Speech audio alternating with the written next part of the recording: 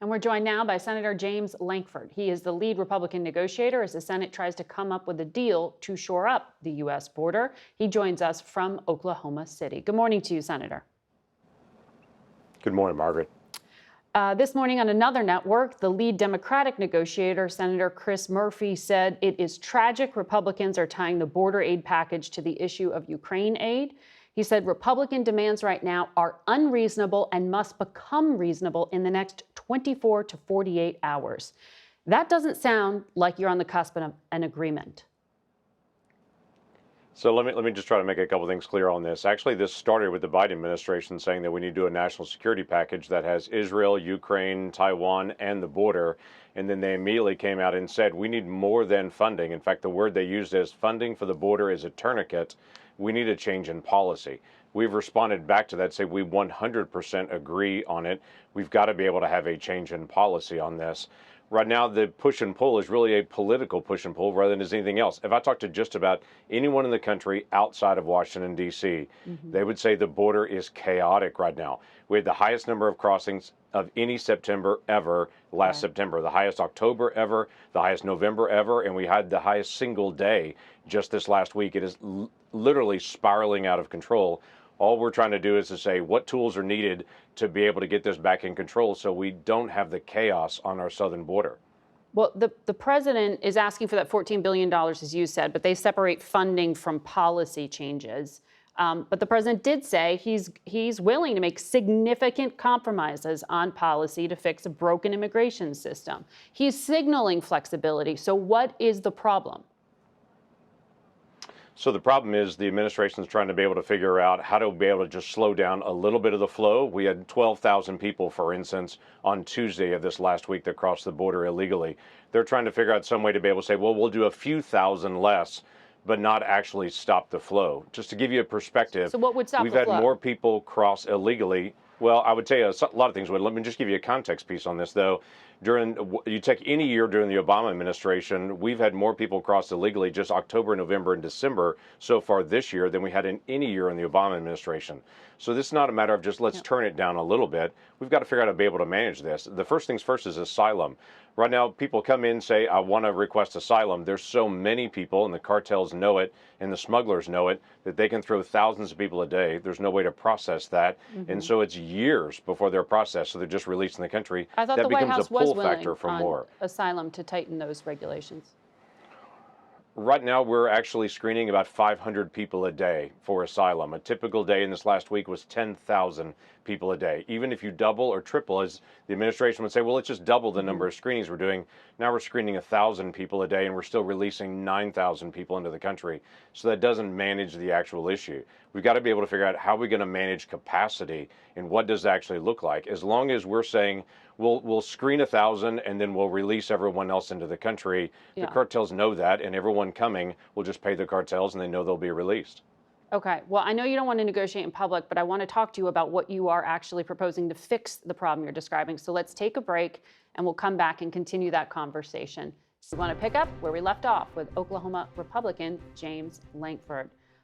Senator, I know the majority leader in the Senate has said that the Speaker of the House, Mike Johnson, will not pass a supplemental package without this bill, H.R. 2, that passed the House with no Democratic votes. You've said that's not realistic.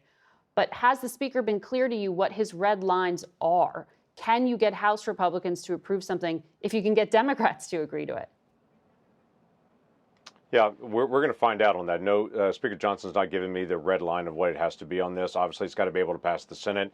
But it is the challenge of the House Republicans laid out a very good proposal, very thorough, covered a lot of issues, had no Democrats. Obviously, we're not going to get 20, 30 Democrats in the Senate or a Democrat White House to be able to sign that. But that doesn't mean we just sit and do nothing. We've got to be able to solve this crisis with 10,000 plus people a day on average just this last week crossing every day and 500,000 so far in the last 2 months. We can't just sit and say we're going to do nothing. Well, Politico has reported you are proposing a new expulsion authority similar to Title 42 that would also automate a border shutdown if the number of migrants crossing hits a certain level. You'd mandate electronic monitoring for everyone, including children. And you want to restrict the administration's parole authority to release migrants from detention. Is that accurate? No, it's actually not accurate. There are several things that I have proposed on that, some things that I have and some things that I have not. As you mentioned in the last segment, we're not going to have the opportunity to be able to, you and I, negotiate this out. But I would say we have to deal with the capacity issues. Just like any restaurant or a theater, they have a capacity issue. So do we on it day to day. We have thousands of agents that have been pulled in. And right now, there's been no consideration for the White House of how do we actually manage the capacity issues that are there. They seem to be focused on how many people can we just release into the country and tell them we'll do a hearing sometime later, when literally we don't know these people. Literally thousands of people have crossed the border just in the past few months that this administration identified as what they call special interest aliens, specifically saying they're a national security risk, but they were released into the country on their own recognizance. We've got to be able to stop that. Right, but you'd have to negotiate changes to the law, and we are running out of time in 2023. You've also attached this, well, the House has argued that the border bill would need to be attached to Ukraine funding in order to pass.